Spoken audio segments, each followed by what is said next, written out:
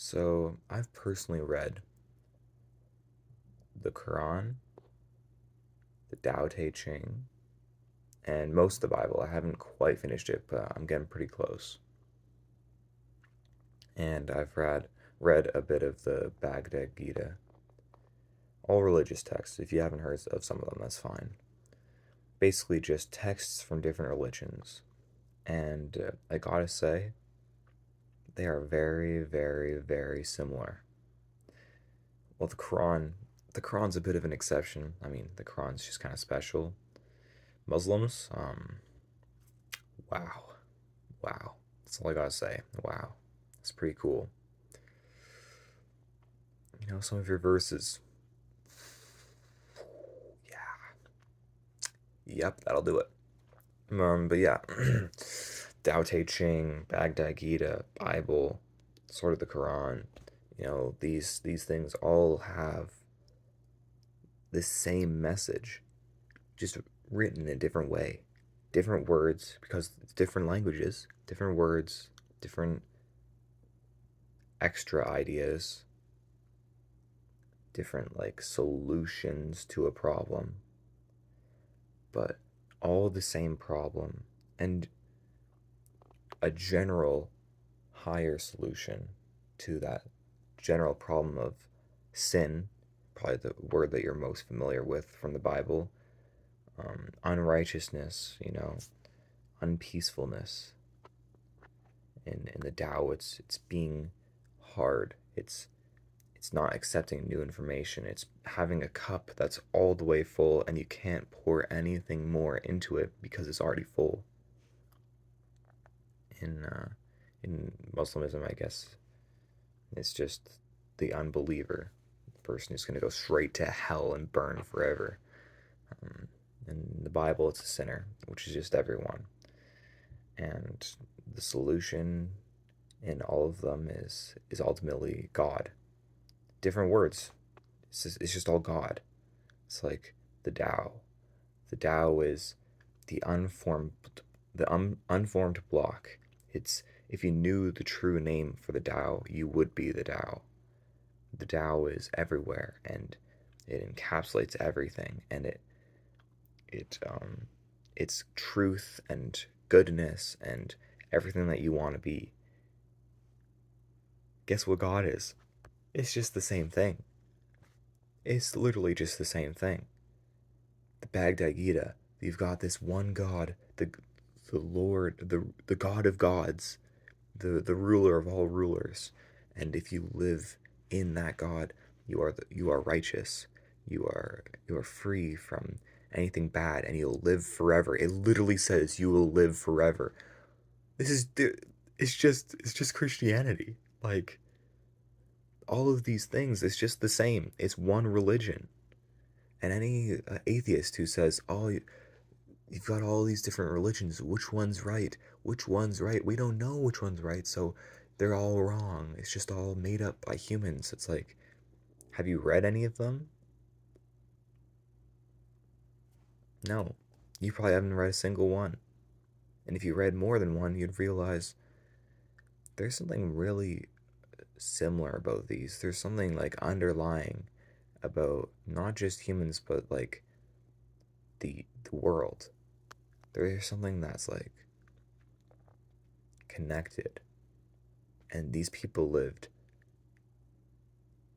unfathomably long distances from each other. They had horses. They couldn't communicate with each other very much. They couldn't have made these religions coordinated. And yet there's a connection. And it's a connection that I can't explain. Maybe a scientist could say, "Ah, it's blah blah blah, this and this and this, and it's actually just that, people evolved so that the right religions would have this, and the wrong religions would make them all die." And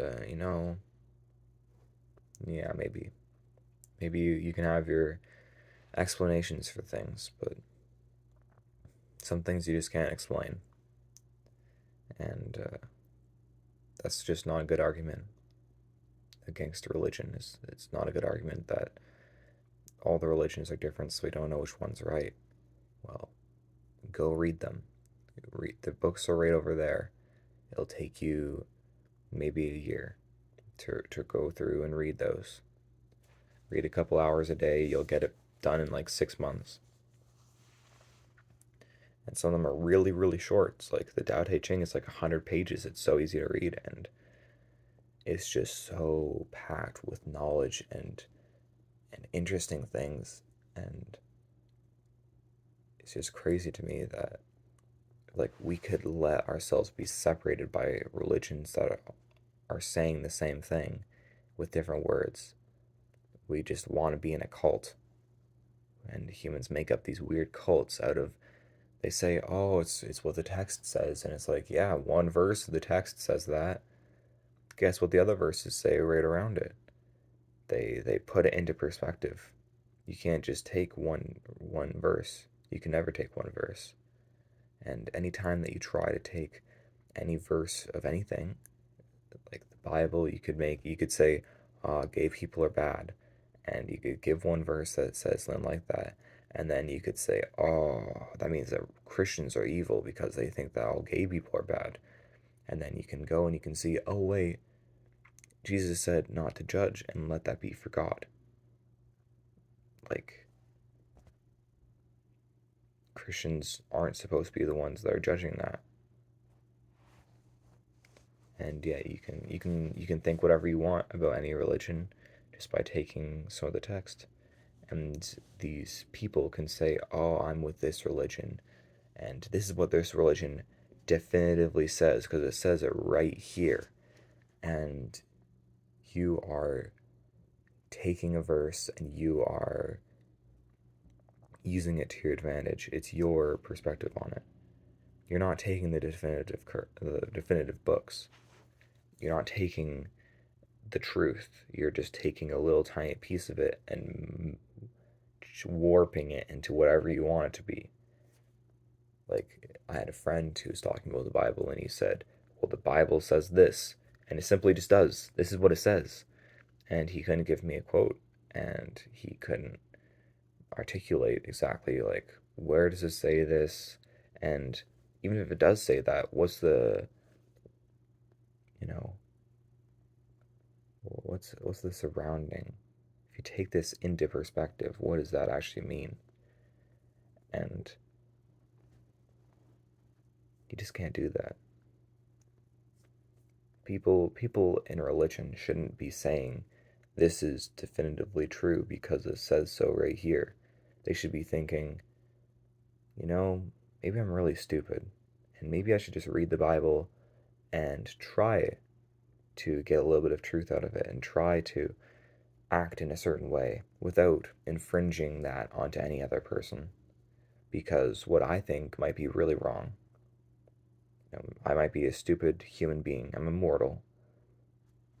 I can't understand any of this.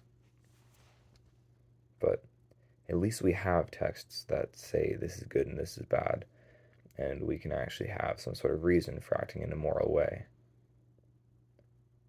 Atheists. Well, that's a different video.